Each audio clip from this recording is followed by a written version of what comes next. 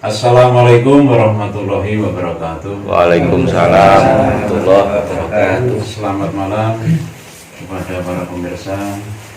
Selamat berjumpa kembali di channel YouTube Dai Nusantara. Saya pada malam hari ini ingin berbagi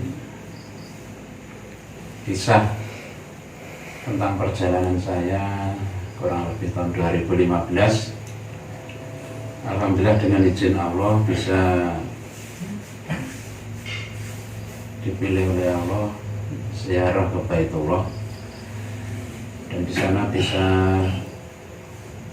memegang Hajar Aswad walaupun di dalam suasana yang berdesak-desakan, tapi alhamdulillah bisa ada kesempatan dan merasakan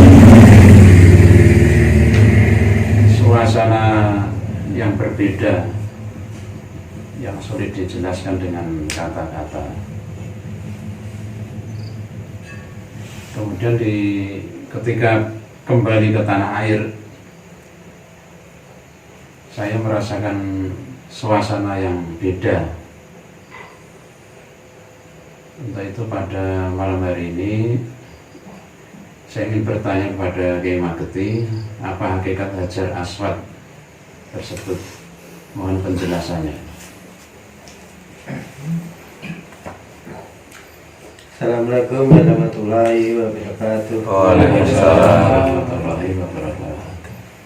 Saya akan menjelaskan garis besarnya saja. Kalau diambil kalimat penjelasan yang luas itu saya rasa waktunya itu sangat pendek. Agar lebih mudah dimengerti, mudah dipahami, saya akan menjelaskan dengan cara garis besarnya saja. Intinya batu Hajar Aswad itu Allah turunkan dari langit atau dari surga sampai ke bumi. Yang kedua kali Hajar Aswad itu yang mengangkat adalah orang-orang yang sholat di situ atau yang menyembah di Ka'bah itu sendiri melalui lewat jubahnya Rasulullah. Jadi diangkat bersama Hajar Aswad, diletakkan pada jubahnya Rasulullah, selepas itu diletakkan di tempat samping Ka'bah atau di bawah Ka'bah itu, di sampingnya itu.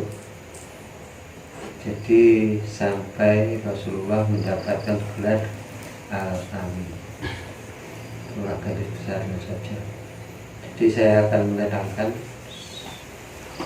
yang saya tahu dan yang saya alami, termasuk perjalanan di alam kandung juga ada. Hajar Aswad itu kalau dijelaskan saya akui memang banyak, tapi jarang mulai yang menembus ke situ. Hajar Aswad itu saya tahu hanya menerima amalan. Amalan Hajar Aswad itu hanya La ilaha illallah Muhammad Rasulullah. Itu adalah amalan yang pasti diterima oleh Hajar Aswad. Selain itu tidak menerima.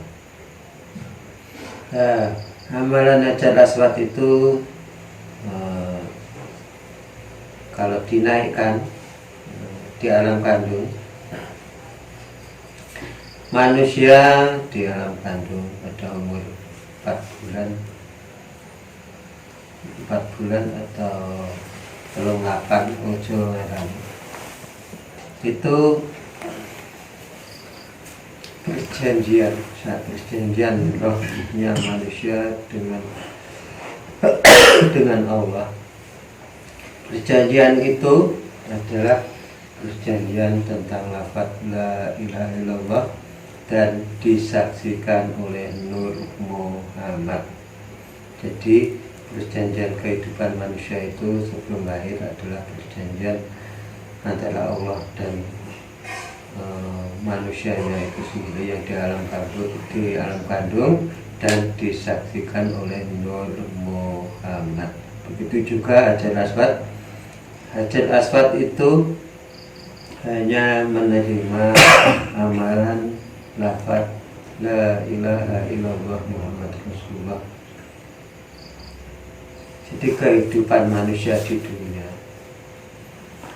adalah kehidupan manusia di dunia dan perjanjian dengan Allah saat dikandung itu diwujudkan lafaz tadi di alam hajar aswad. Di alam hajar aswad itulah kehidupan manusia di alam kandung sampai ke dunia. Allah akan mensyariatkan melalui amalan hajar aswad. Di hajar aswad itu hanya menerima amalan la ilaha illallah Muhammad Rasulullah. Jadi hakikatnya itu adalah perjanjian roh manusia di alam kandung dengan Allah yang disaksikan oleh Nur Muhammad. Jadi hajar aswad itu juga tidak ada yang bisa memindahkan hajar aswad selain dari keimanan atau ketauhidan Rasulullah itu sendiri. Jadi hakikatnya adalah hajar aswad itu adalah perjanjian di alam kandung sampai ke alam nyata.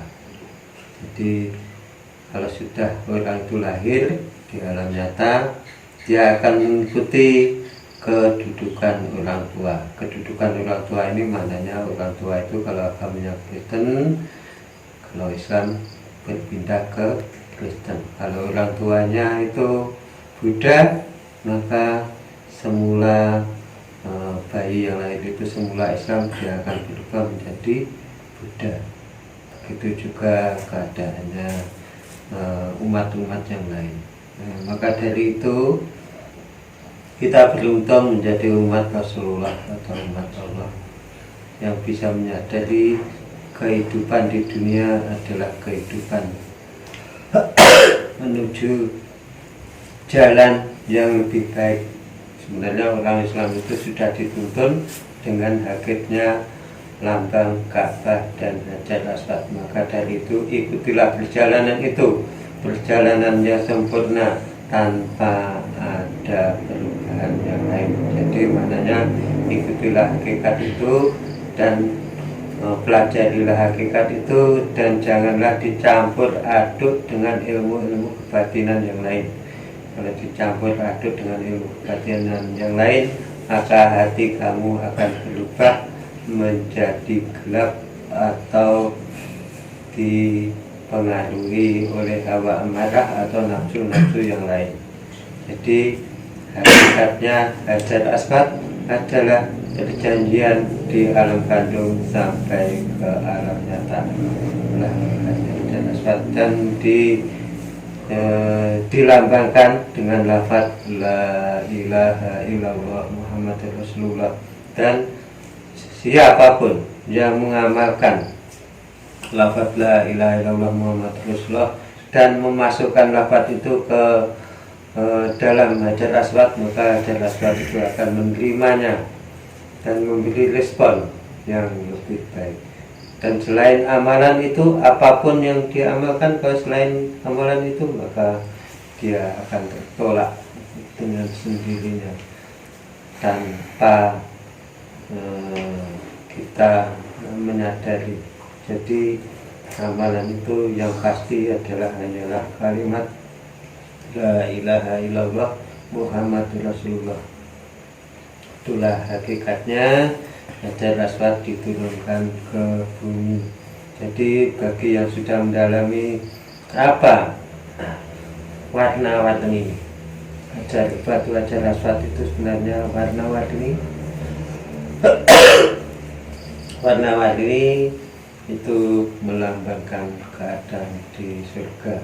Jadi hajar aswad itu warnanya bermacam-macam hakikatnya, tapi kalau umat Rasulullah mengamalkan lafaz la ilaha illallah Muhammad Rasulullah, maka hajar aswad itu akan memancarkan cahaya putih, cahaya terang benderang, sehingga mampu menyinari apa yang ada di muka bumi dan apa yang ada di langit. Maka dari itu jangan sembarangan untuk mengamalkan atau memberi amalan pada hajar aswad. Itu adalah suatu saksi kehidupan dunia di alam kandung sampai alam dunia nyata. Itulah hakikatnya, dan mudah-mudahan bermanfaat kepada para pemirsa, dan mohon dimengerti dan dipahami.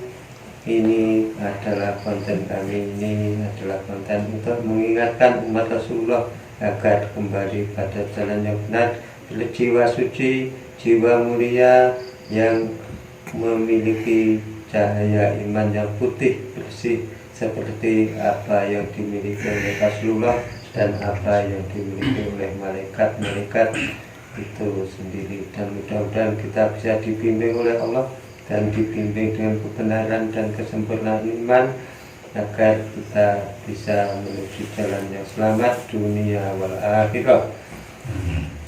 Sekian dari kami, keterangan kami. Apabila ada kurangnya, ada lebihnya, mohon maaf sebesar-besarnya. Bagi para pemirsa yang melihat atau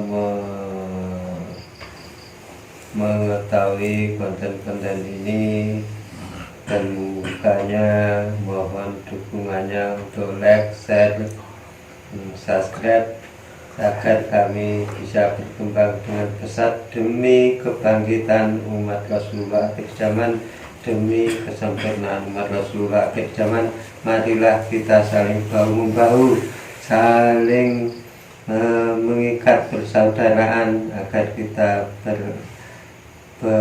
memiliki kekuatan yang lebih sempurna, kekuatan yang sangat membangun antara satu yang lain agar kita lebih selamat dunia dan akhirat.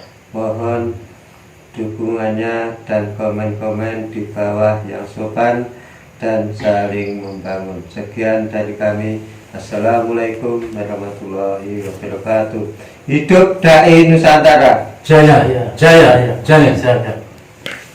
Terima kasih pada Kiai Makti atas semua penjelasannya. Semoga memberi manfaat kepada diri kami pribadi dan para pemirsa di seluruh dunia. Assalamualaikum warahmatullahi wabarakatuh. Waalaikumsalam warahmatullahi wabarakatuh.